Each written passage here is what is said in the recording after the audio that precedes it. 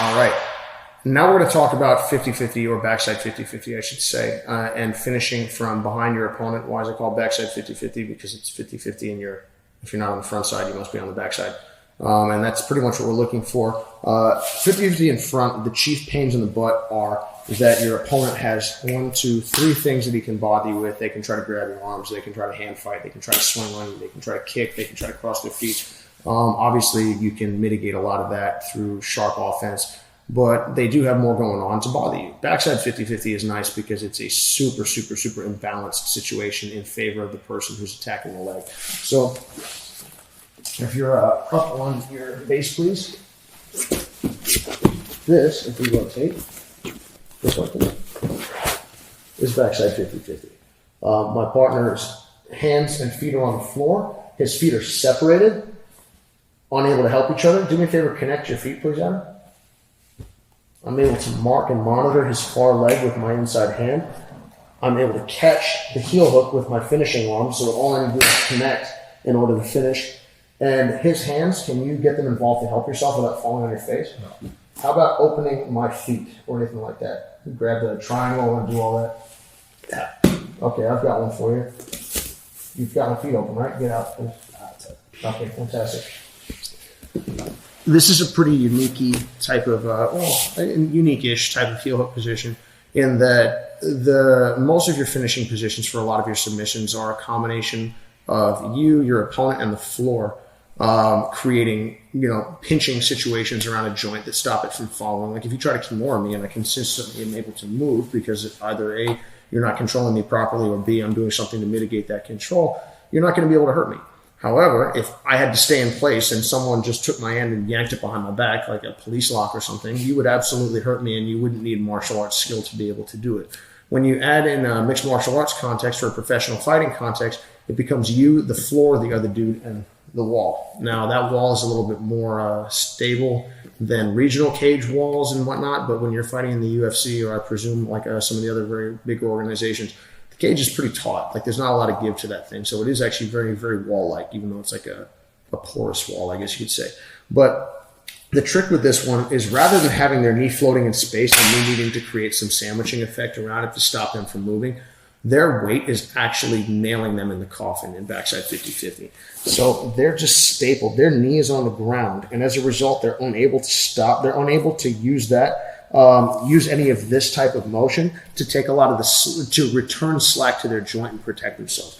This is what we rolled into directly from the feet against BJ Penn, and who himself is a phenomenal grappler and absolutely knows how to defend heel hooks, despite some of the commentary to the contrary after the fact that I felt was pretty disrespectful and also inaccurate. But you're going to find yourself way behind the 8 ball. And if you're caught, just like in anything else, and you don't have the defensive resources, my level of knowledge at that point doesn't really protect me. I'm exposed. So if we come back to find yourself into backside 50-50, can I borrow a second here? All I want him to do is, if you're seated, please, he's going to turn all the way over to his hands. Here we are. My question is, can I create this situation assertively on my own? If we rotate to your right, please. So if he flips over, this is backside 50-50. I'm not crunched up and in here. How do you feel? I feel like I can start to pressure you. You absolutely can pressure me, and I'm also not able to create an expanding pressure and any torque into his limb.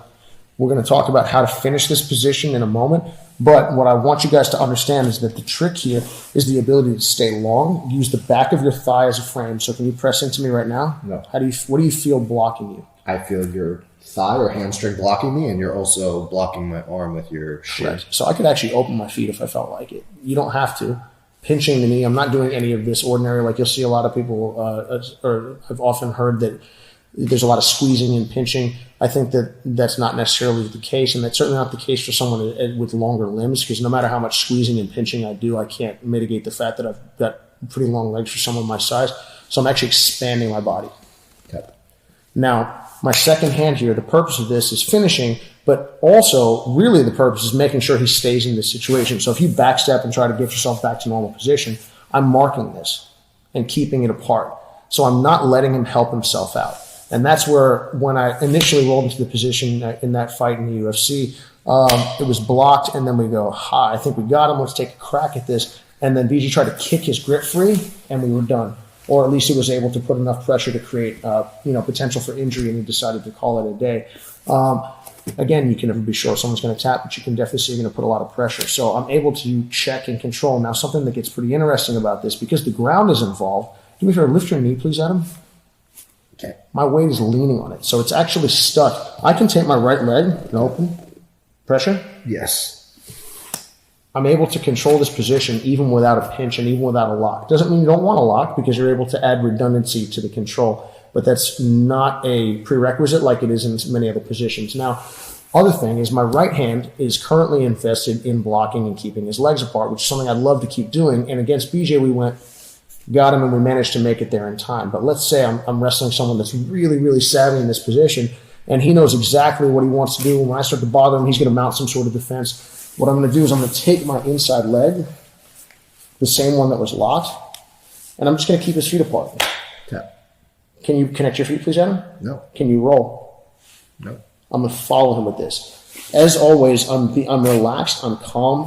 When I'm fighting in the UFC or in the ring, I don't mean to keep mentioning that. It's just the heart rate's probably at about 50 or 60. Not freaking out, and I really hope I don't get beat up. But at the same time, freaking out and raising my heart rate to 120 beats a minute is not going to help me do anything effectively. So what I want to do is make sure that I'm relaxed. I'm not trying to kick him in an overpowered situation because things will miss. I simply am marking, finishing.